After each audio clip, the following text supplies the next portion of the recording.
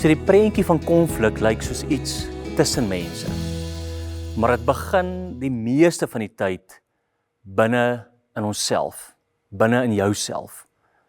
Kom ons lees Jakobus 4 vers 1 tot 3. Vir wat stry en beklei julle so? Wat is verkeerd? Is dit nie omdat elkeen altyd net aan homself dink nie? Kom dit nie van daardie gevoel dat net wat vir jou lekker of belangrik is, saak maak nie?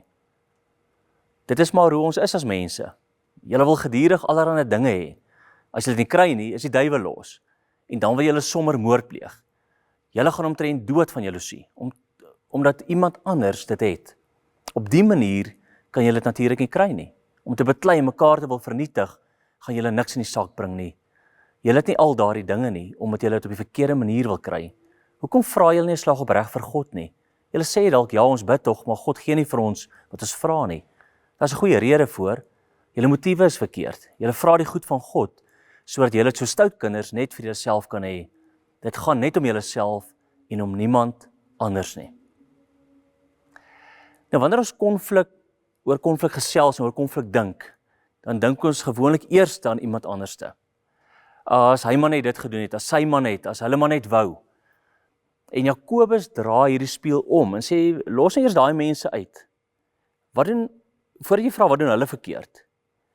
Begin dink, wat gebeur binne in jou? Wat gebeur binne in my? En hy gebruik nogal 'n interessante woord wat die begeertes beskryf. Dis asof dit oorlog hier binne ons aan die gang is. Ek praat van binnebotsings.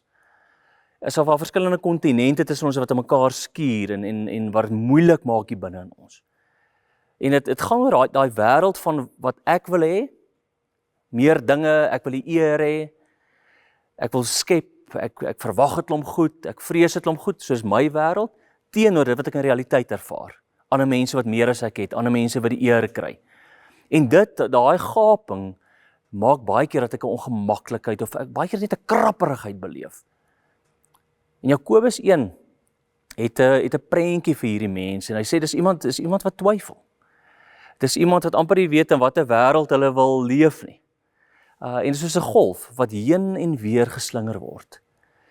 Nou, wat hy probeer sê is dat hierdie twyfel is nie daar omdat God ver is nie. Hierdie twyfel is daar omdat daar binne ons 'n innerlike verdeeldheid is. Amper twee wêrelde, twee kontinente wat in verskillende rigtings trek. En dit vat baie energie en dis hoekom konflikte so uitputtend is. Ons beklei nie met die persoon voor ons nie, maar ook met hierdie hele wêreld binne in ons. Ag, en ons almal het 'n storie oor waar ons dit sien uitspeel. Onlangs het ek met 'n leier en 'n span gewerk waar die leier baie gefrustreerd was met die span. 'n Klomp goed oor die span gesê het, hulle was nie vinnig genoeg nie, toegewyd genoeg nie verantwoordelik genoeg nie. En op 'n stadium het daai vergadering so spanningsvol geraak dat die spanlid vra, maar wat wil jy regtig hê vir die leier? En die leier wat sê, ek wil eintlik net hê dat mense my moet respekteer, dat hulle my moet vertrou. Ek wil nie misluk nie.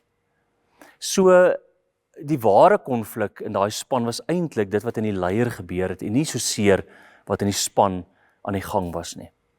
So die uitnodiging is, waar Jakobus sê dat oor so geestelike volwassenheid gaan nie net oor wat jy glo nie, maar dit gaan oor hoe luister jy? Hoe bewus is jy van dit wat hier binne aan jou aangaan? So, gedink aan daai een verhouding waar daar tans spanning is. En voordat jy dink wat die ander persoon doen, gaan kyk na jouself. Wat wil ek regtig hê? Wat vrees ek? Wat probeer ek beheer? Wat moet ek miskien aan God oorgee? En daar gaan 'n deurbraak kom as jy nie eers by mense begin nie, maar wanneer jy bewus is van dit wat hier binne in jou aan die gang is. So kom ons bid saam.